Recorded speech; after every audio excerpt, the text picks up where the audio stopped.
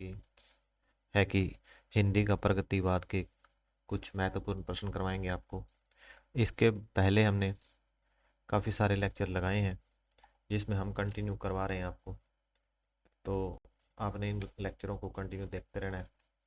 तो इससे पहले हमने आपको जो है वो आदिकाल के प्रश्न करवा दिए, भक्ति काल करवाया, और उसके बाद रीतिकाल के प्रश्न करवाए। रीतिकाल के बाद हमने आधुनिक काल करवाया। आधुनिक काल के बाद उसके बाद छायावाद के इसके भारतेंदु युग करवाया, द्विवेदी युग करवाया, छायावाद करवाया। आज हम प्रगतिवाद करवा रहे हैं। तो इस प्रकार क्या है, क्लासें एकदम कंटिन्यू चल रही है और क्लासों का कोई मूल्य नहीं है। मैं आपके जैसा ही आपके साथी हूँ मैं आपका। मैं भी खुद तैयारी कर रहा हूँ और खाली टाइम निकाल के मैं कुछ क्लासें बना लेता हूँ ताकि मेरी भी रिवीजन हो जाए।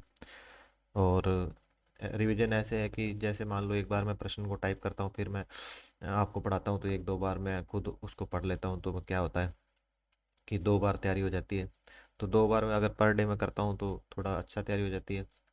इस प्रकार मैं वीडियो आपके लिए बना देता हूँ कि कुछ समझ में आ जाएगा। किसी किसी को क्या है, बुक में से या किताब में से पढ़ा हुआ डाटा समझ में नहीं आता है, तो मेरे पास क्या है, कोर्स का बैच का डाटा है, नोट्स बनाए हुए हैं, तो उन्हीं को मैं पढ़ा देता हूँ आपको। तो इसी के साथ पहले ही प्रश्न पे बढ़ते हैं आज। तो पहला ही प्रश्न है हमारा, वो है कि प्रगतिवाद का समय या प्रगतिवाद का समय क्या ठहरता है, या फिर प्रगतिवाद का समय सीमा क्या है ना।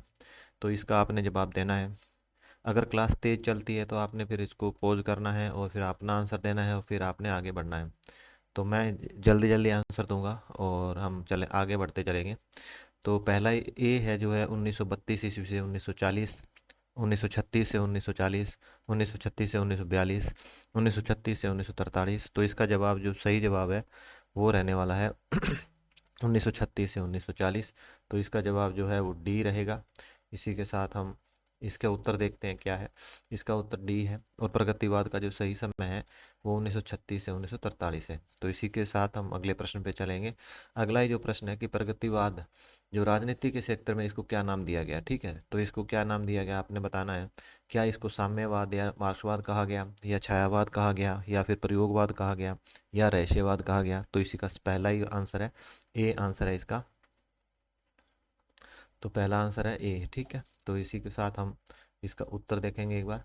उत्तर इसका क्या है, ए है। राजनीति के क्षेत्र में क्या है कि इस विचारधारा को साम्यवाद कहा गया और मार्क्सवाद भी कहा गया। ठीक है, तो इसी के साथ हम अगले प्रश्न पे बढ़ेंगे दोस्तों।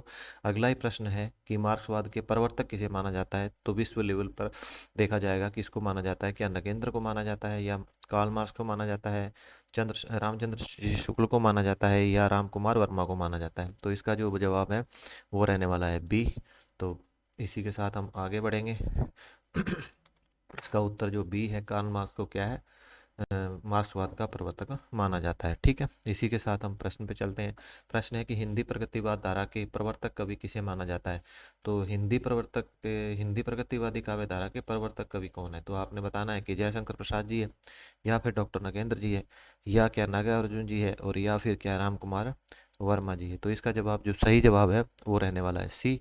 और इसी के साथ हम इसके उत्तर पे चलेंगे। उत्तर बोल रहा है कि सी, और हिंदी प्रगतिवादी काव्य धारा के प्रवर्तक कवि के रूप में नागार्जुन को माना जाता है, जिनका पूरा नाम क्या है, वैद्यनाथ मिश्र था। ठीक है, इसी के साथ हम नेक्स्ट प्रश्न पे चलेंगे। अगला प्रश्न है कि आचार्य नंद दुलारे वाजपेयी के अनुसार प्रगतिवाद का दूसरा नाम क्या है। तो यानी कि प्रगतिवाद का दूसरा नाम आपने सजेस्ट करना है। क्या है कि उपयोगितावाद था इसका नाम दूसरा, या फिर छायावाद था इसका नाम, और या रहस्यवाद था, या प्रपत्तिवाद था। तो इसका आंसर जो है वो पहला ही रहने वाला है। और पहला आंसर के साथ हम चलेंगे इसके उत्तर पे।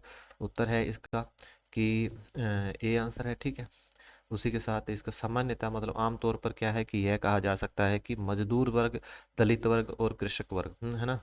तो इसका क्या है, मजदूर वर्ग और दलित वर्ग, उसके साथ कृषक वर्ग, ये तीन वर्ग मतलब इन वर्गों की दृष्टि में रखकर जो साहित्य लिखा गया है ना, उसे प्रगतिवादी कहा गया। तो इसका आमतौर पर क्या बोल सकते हैं कि मजदूर वर्ग, दलित वर्ग और कृषक वर्ग मतलब किसान वर्ग को ध्यान में रखते हुए जो साहित्य लिखा गया वो हमारा क्या है, प्रगतिवाद है। ठीक है, तो इसी के साथ अगले प्रश्न पे चलेंगे।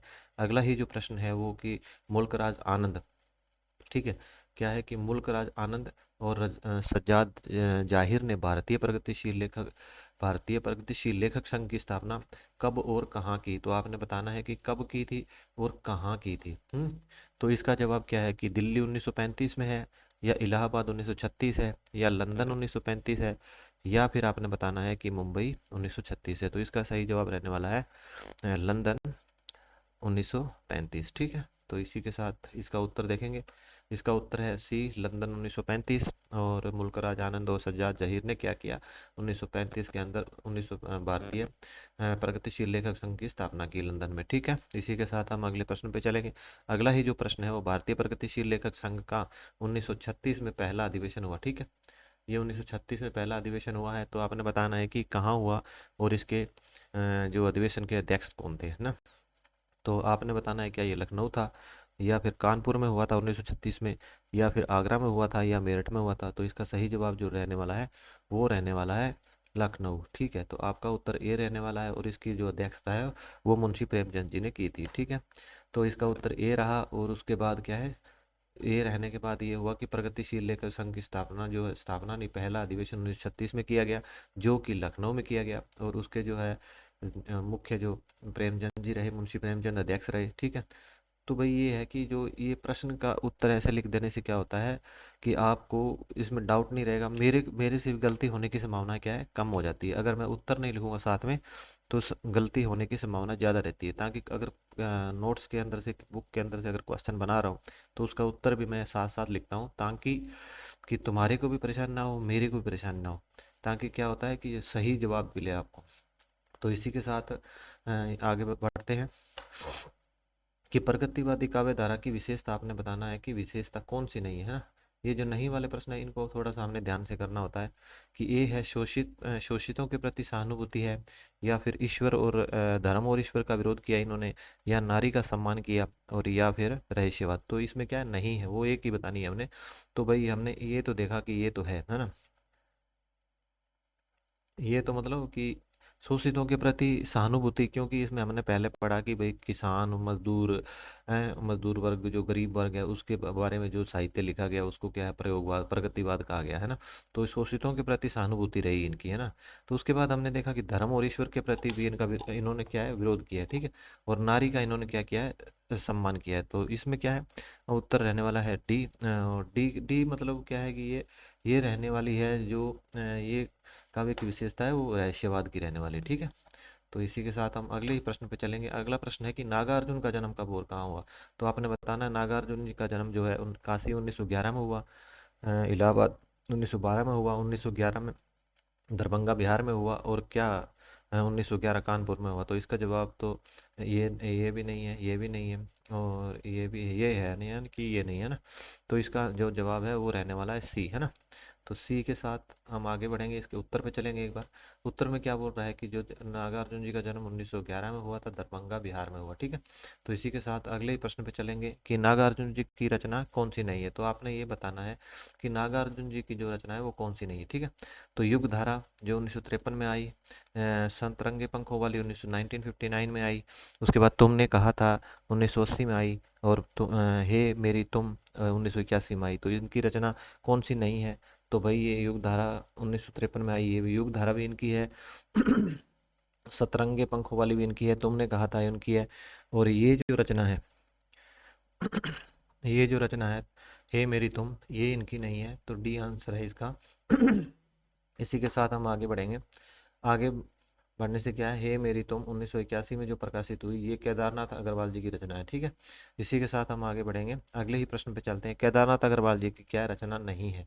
तो इस प्रकार के प्रश्न लाने से क्या होता है कि लगभग उस राइटर की सभी रचनाओं को ले लिया जाता है। ठीक है, कोई एक रचना बाहर से लेते हैं, उस रचना क्या होता है कि वो भी मैं आपको बताऊंगा कि ये रचना किसकी है। ठीक है, समय लिख देते हैं। समय लिखने से क्या होता है कि आपको ये कन्फर्म हो जाता है, हाँ इसका समय ये है। ठीक है, अगर किसी कोई कहीं त्रुटि होती है तो पक्का आपने मेरे क्लास के कमेंट में लिख के बताना है, ताकि उसको सुधार किया जा सके। क्लास में अगर कोई आपको लग रहा है कि सर ये सुधार करना है, या दोस्त ये सुधार करना है, तो वो पक्का कमेंट में बताएं। और कोई खास आपको ऐसा टॉपिक है कि जो परेशान कर रहा है, जो आपके दिमाग में नहीं घुस रहा है, तो वो टॉपिक मेरे को बता दो, ताकि उस टॉपिक को मैं अच्छे से आपको करवा दूंगा। और टॉपिक समझ में आ जाएगा, क्योंकि टॉपिक आजकल क्या है कि वीडियो देखने से अच्छे समझ में आ जाता है।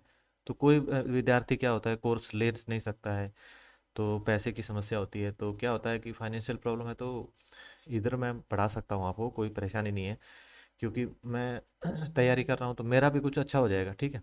आप अगर बोलोगे कि संज्ञा नहीं आती है, संज्ञा भी थोड़ा समझा दो, संज्ञा अगर समझाऊंगा तो क्या होगा, मैं एक बार उसको नोट्स बनाऊंगा या लिखूंगा, एक बार मैं खुद पहले पढ़ूंगा, फिर उसके बाद मैं आपको पढ़ाऊंगा, तो 2-3 बार मतलब संज्ञा मैं पढ़ लूंगा, तो संज्ञा क्या है, मेरी भी पक्की हो जाएगी, और आप उस वीडियो क्या एक बार, 2 बार, 3 बार देखो, आपको भी अच्छे से आ जाएगी, ठीक है।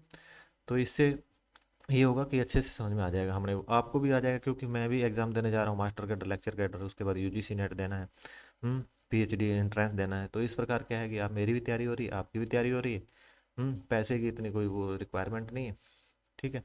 तो ऐसे है कि सभी साथ मिलके करेंगे हम, और चैनल को आप सबसे ज़्यादा क्या है कि सब्सक्राइब कर लो, लाइक कर लो, शेयर कर लो, है ना। और वीडियो पसंद आती है तो पक्का शेयर, और कमेंट कमेंट में पक्का बताओ कि क्लास कैसी लग रही है, ठीक है।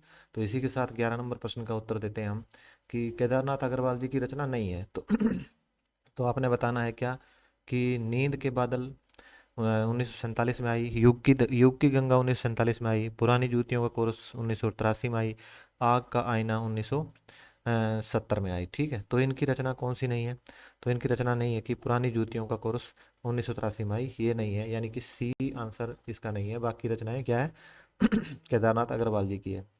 पुरानी जूतियों का कोर्स क्या है, ये रचना जो है नागार्जुन जी की है, ठीक है।